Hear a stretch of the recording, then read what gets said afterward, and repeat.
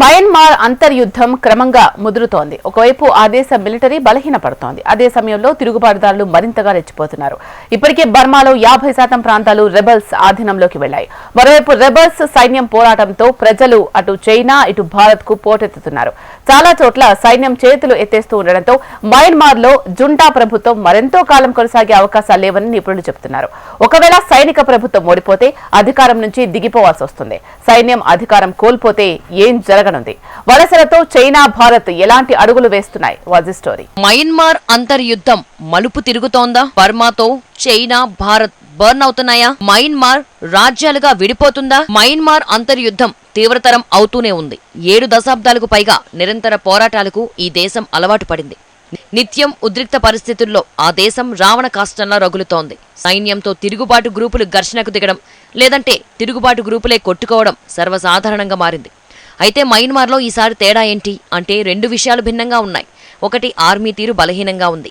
2 జాతులు లేదా తిరుగుబాటు గ్రూపులు ఏకమయ్యాయి. సైనిక ప్రభుత్వంతో పోరాటం అక్టోబర్ చివరిలో ప్రారంభమైంది. అప్పటి నుంచి తిరుగుబాటుదారులు గణనీయమైన విజయాలను సొంతం చేసుకున్నారు. ఇప్పుడు మయన్మార్లో 50% ప్రాంతం రెబల్స్ ఆధీనంలోకి వెళ్లిపోయింది. మరోవైపు ఆర్మీకి దెబ్బ మీద దెబ్బ తగులుతున్నట్టు నివేదికలు చెబుతున్నాయి. బెటాలియన్లు ఏమాత్రం పోరాడకుండా లొంగిపోతున్నట్టు రెబల్స్ గ్రూపులు చెబుతున్నాయి.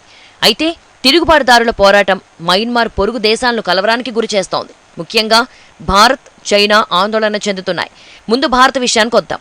మయన్మార్ సరిహద్దుకు భద్రత కల్పించాలని ఢిల్లీ కోరుకుంటున్నట్టు నివేదికలొచ్చాయి. సరిహద్దు వెంబడి పూర్తిగా కంచెను నిర్మించేందుకు సమాయత్తం అవుతోంది. కానీ మయన్మార్ సరిహద్దుల్లో కంచె నిర్మించడంపై అభ్యంతరాలు వ్యక్తమవుతున్నాయి. ప్రస్తుతం భారత్ మయన్మార్ సరిహద్దుల్లో ఇరు దేశాల ప్రజలు అటూ ఇటువైపు వెళ్లొచ్చు.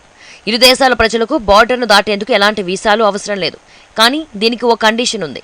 కేవలం 16 కిలోమీటర్ల పరిధిలో మాత్రమే ఇరు దేశాల ప్రజలు సంచరించవచ్చు. అంటే రాకపోకలు నిర్వహించవచ్చు. వాస్తవానికి ఇది ఆశ్చర్యం కలిగించే విధానం. ఎందుకు ఇలాంటి విధానం ఉంది అంటే మయన్మార్ భారత సరిహద్దు ప్రాంతం పూర్తిగా దట్టమైన అడవులు, కొండలతో ఉంటుంది. ఇక్కడ కొండ తెగలకు ఇరు దేశాల్లో కుటుంబాలున్నాయి. అందుకే వారికి స్వేచ్ఛగా సంచరించడం అవసరం. కాబట్టి అక్కడి ప్రజలకు ఎలాంటి కంచెలు, వీసాలు లేవు. కొందరికి ఇరు దేశాల పౌరసత్వం కూడా ఉంది. ఇక్కడ భారత్కు ప్రతికూల విషయం ఏంటంటే అక్టోబర్ నుంచి 5,000 మంది శరణార్థులు భారత్కు వలసొచ్చారు. మయన్మార్ అంతర్యుద్ధం ముదిరితే శరణార్థుల సంఖ్య మరింతగా పెరగొచ్చు. వారిని భరించడం భారత్కు పెద్ద సవాలే అని చెప్పొచ్చు. మరోవైపు కంచె నిర్మించడంపై మిజోరాం ముఖ్యమంత్రి జోరంతంగా ఇప్పటికే స్పష్టంగా తన అభిప్రాయాన్ని వెల్లడించారు. కంచెను నిర్మించడాన్ని వ్యతిరేకిస్తామని తేల్చి చెప్పారు. బ్రిటిషర్లు భారత్ నుంచి బర్మాను వేరు చేయడంతో మిజోలను వేరు చేసినట్టు తంగా చెప్పారు. తాము సరిహద్దు వద్ద కంచెను అంగీకరించేది లేదని మిజోరాం సీఎం వెల్లడించారు. సింపుల్ గా చెప్పాలంటే మయన్మార్ భారత్ సరిహద్దుకు మిజోరాం వ్యతిరేకం. కానీ మణిపూర్ మాత్రం అలా కాదు. మణిపూర్ రాష్ట్రం గతేడాది నుంచి జాతుల మధ్య హింస చెలరేగుతోంది. అందుకే సరిహద్దుల్లో కంచెను ఏర్పాటు చేయాలని ఆ రాష్ట్ర ముఖ్యమంత్రి బీరేన్ సింగ్ కోరుతున్నారు. అలా చేస్తేనే మణిపూర్లో పరిస్థితులు చక్కబడతాయని సీఎం బీరేన్ వివరిస్తున్నారు. కానీ సరిహద్దుల్లో కంచె నిర్మించడం అంత సులువైన విషయం కాదు. మయన్మార్తో భారత్కు ఉన్న ఇబ్బందులు ఇవి. అయితే చైనా స్టోరీ కూడా ఇలానే ఉంది. బర్మాతో చైనా 2,000 కిలోమీటర్లకు పైగా పొడవైన సరిహద్దును పంచుకుంటోంది. చైనాది కూడా భారత్ లాంటి పరిస్థితే. శరణార్థులు చైనాలోకి పెద్ద ఎత్తున వెళుతున్నారు. అంతేకాదు తిరుగుబాటు దళాలు, సైన్యం మధ్య పోరాటం చైనాను ఆందోళనకు గురిచేస్తోంది. పరస్పర కాల్పులు మిస్ఫైర్ అయి చైనా సరిహద్దు ప్రాంతాల వైపునకు దూసుకొస్తున్నాయి. దీనిపై బీజింగ్ దౌత్యపరమైన నిరసన తెలియజేసింది. యుద్ధాన్ని ఆపాలని ఇరు వర్గాలను డ్రాగన్ కోరుతోంది. ఉత్తర మయన్మార్లో జరుగుతున్న సంఘర్షణను చైనా నిశితంగా పరిశీలిస్తున్నట్టు బీజింగ్ తెలిపింది.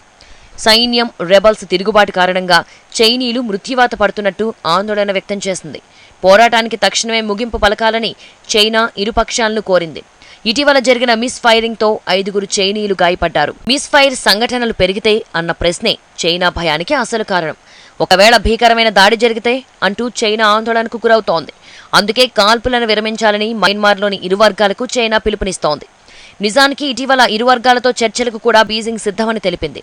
ఇరువైపులా చర్చలకు రెడీ అన్నారు. కాల్పులు విరమిస్తామని తిరుగుబాటుదారులు కూడా అంగీకరించారు. చర్చలు ముగిసిన మరునాడే రెబల్ గ్రూపులు మళ్లీ సైన్యంపై దాడులకు దిగాయి. పైగా చైనాకు మయన్మార్ అత్యంత కీలకమైన ప్రాంతం.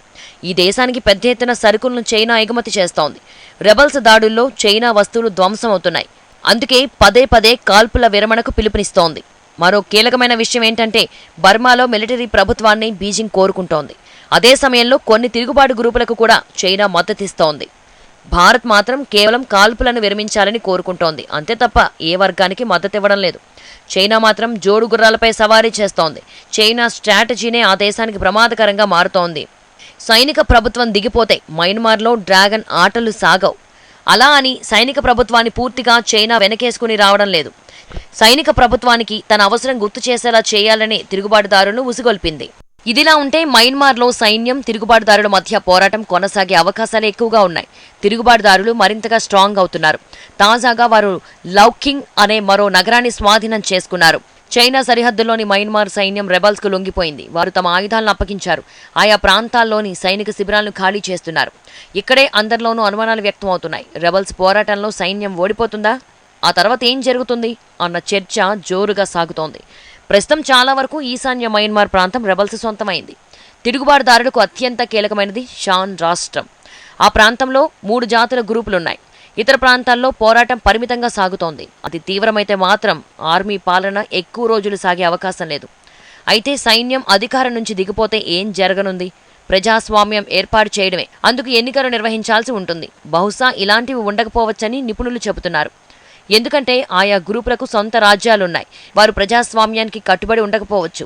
తిరుగుబాటుదారుల లక్ష్యం సొంత భూమి, అధికారాన్ని దక్కించుకోవడమేనని విశ్లేషిస్తున్నారు. అయితే మయన్మార్లో మొత్తం ఎన్ని తిరుగుబాటుదారుల గ్రూపులున్నాయి? 20కి పైగా రెబల్ గ్రూపులు ఉన్నట్టు నివేదికలు చెబుతున్నాయి. ఈ గ్రూపులు దేనికైనా తెగిస్తాయి. అందుకే సైన్యం దిగిపోతే మయన్మార్లో అనూహ్య పరిణామాలు చోటు చేసుకునే అవకాశం ఉంది. అయితే సానుకూల అంశం ఏంటంటే ఆశ్చర్యకరంగా భారత్, చైనాలు చర్చలకు పిలుపునిస్తాయి. ఏదైనా చర్చలతోనే సాధ్యమని చెబుతున్నాయి. అయితే అటు తిరుగుబాటుదారులు, ఇటు సైన్యం ఎలాంటి నిర్ణయం తీసుకుంటాయన్నదే ఇప్పుడు తేలాల్సి ఉంది.